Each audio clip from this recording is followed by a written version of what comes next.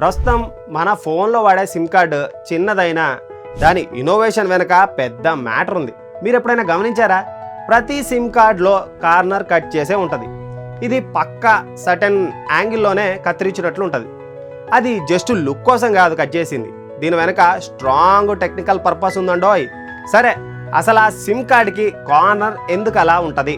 Phone SIM స్లాట్లో కార్డును వేసేటప్పుడు తప్పుగా వేయడం వల్ల చిప్పు డ్యామేజ్ అవ్వచ్చు, ఫోన్కి హాని కలిగించవచ్చు. మొబైల్ యూసేజ్ కొత్తగా ప్రారంభమైన రోజుల్లో చదరపు ఆకారంలో ఉన్న సిమ్ కార్డును తప్పుగా పెట్టడం వల్ల చాలా మందికి ఇబ్బందులు ఎదురైనాయి.